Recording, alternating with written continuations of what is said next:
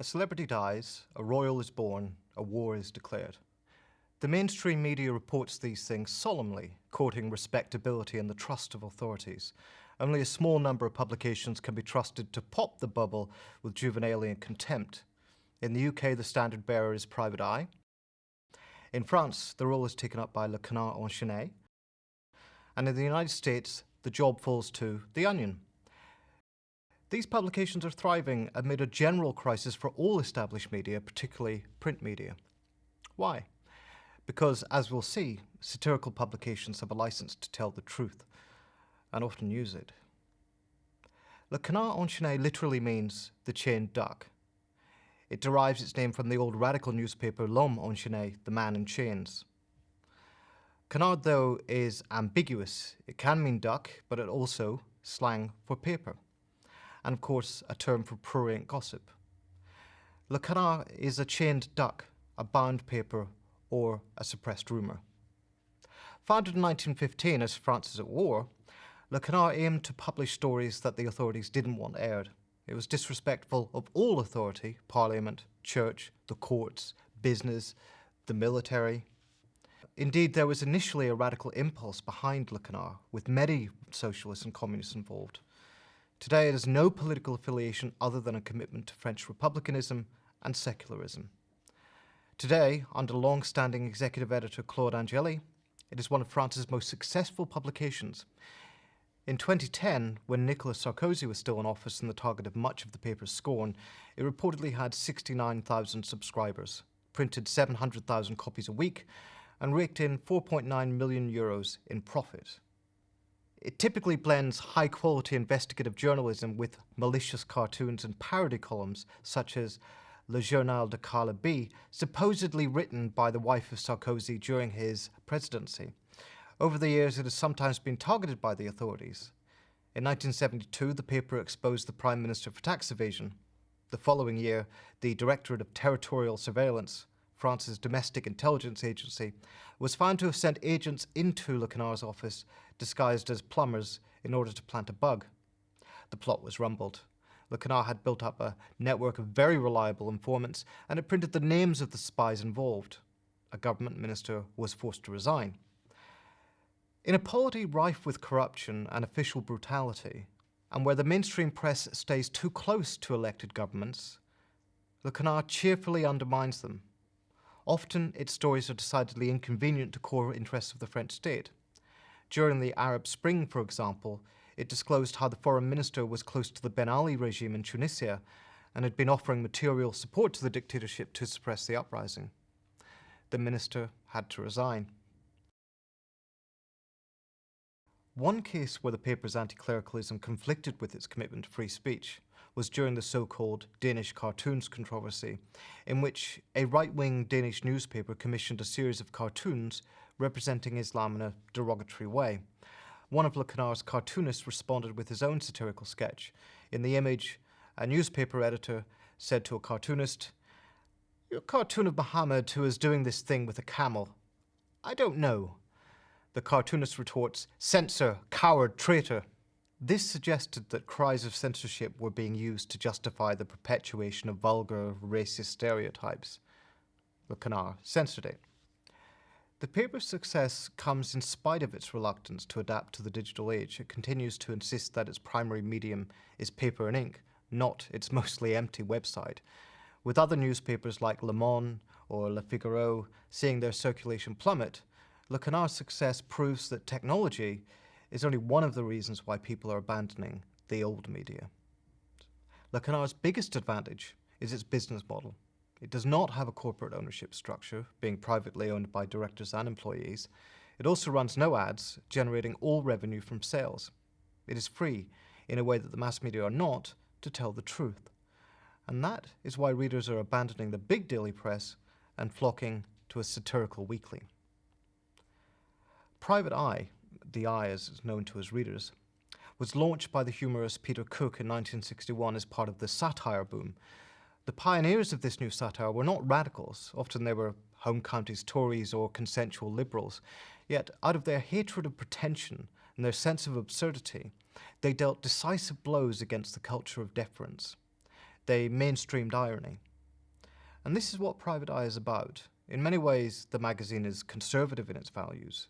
It used to be preoccupied with mocking homosexuals and would print racist material such as the cover responding to Emperor Hirohito's visit to the UK by announcing a nasty nip in the air and suggesting piss off bandinis. Some of its jokes continue to be quite sexist, the Glenda Slide character, for example. Other jokes are just old hat. Dave Spart, a parody of various marginal socialist trots and anarchists, is surely due an update. Yet it has at times taken the lead in covering stories few others would dare touch. For example, its investigation into Lockerbie exposed the fraudulent case against the 2 Libyans locked up for it. Likewise, it began investigating the story of Cyril Smith's child abuse, lately in the news, as long ago as 1979. In a word, Private Eye is not satirical because it is radical, but it is sometimes radical because it is satirical. In fact, the Eye is arguably most notable not for its satirical routines or comic characters. Some of these, such as The Secret Diary of John Major, modelled on the Adrian Mole books, entered popular lore. Moreover, its willingness to prick the delicate skin of propriety, such as during the mass outbreak of mourning following the death of Princess Diana, has earned it loyal subscribers. Yet many of its routines are by now rather exhausted, the basic form having been perpetuated for decades. It's actually the Eye's journalism which has made it essential reading. Unrestrained by any billionaire proprietor and not dependent on advertising, it has regular columns covering the nitty-gritty of corrupt and sleazy local councils, ongoing fiascos at Westminster, and the pretensions and lies of journalists. Arguably, though, the magazine's finest hours derive from the work of the legendary journalist Paul Foote, whose Back Pages column was responsible for the Lockerbie revelations, as well as the many stories about city corruption and miscarriages of justice that the publication broke. Private Eye is funny when it is funny, because it's deadly serious. And the formula still works. In February, it was disclosed that it was still the top news magazine in the UK, with a fortnightly print circulation of 224,000, well ahead of more sober publications such as The Economist, The Spectator, or The New Statesman. The Onion has no investigative content. Every word is fiction. It parodies and subverts the tone of mainstream newspapers and gives burlesque treatment to serious matter. There is a strict adherence to the form of journalism, and close attention is paid to the verbal tics, tone, and punctuation common in the newspapers. Some of its funniest matter skewers everyday pretentiousness or stupidity. A recent headline declaimed, "Open-minded man grimly realizes how much of life he's wasted listening to bullshit." This is typical of the wry scatological sarcasm of The Onion. The Onion was launched by impoverished students at the University of Wisconsin-Madison in 1988, and from these lowly origins it has developed into a major national institution. Whereas The Eye and Le Canard are keeping it real with a focus on print, The Onion has diversified since 2007 into providing a range of online content, and last year abandoned print for good. Its YouTube channel cleverly satirizes the format of American news, in effect calling into question its supposed objectivity. In recent years, it has become far darker, more politicized, and more clearly subversive, to the extent that the New Republic lauded it as America's #1 Marxist news source earlier this year. And indeed, The Onion can be ferocious. For example, consider the story about the policing of America's class system headlined, "Congress passes bill to add armed patrol to U.S. poverty line. This legislation will ensure that we have the security forces and equipment we need to deter anyone living below this boundary from crossing into the middle class." Other headlines ironize about American pieties. At the height of the recession, one story announced, "Laid-off man finally achieves perfect work-life balance."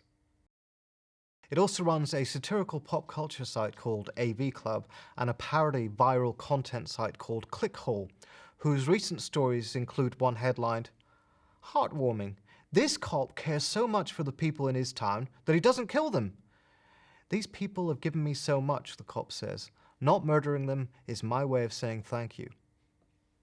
Some of its stories are so convincingly reported that they are mistaken for real news, as when China's People's Daily covered its report, Kim Jong-un named Onion's Sexiest Man Alive for 2012.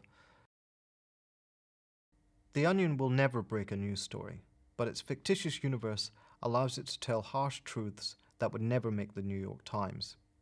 Even more so than The Eye and Le Canard, The Onion is enjoying extraordinary success at the moment. During its period as a print publication, it had a circulation of 400,000. Its website reaches 7.5 million unique visitors each month.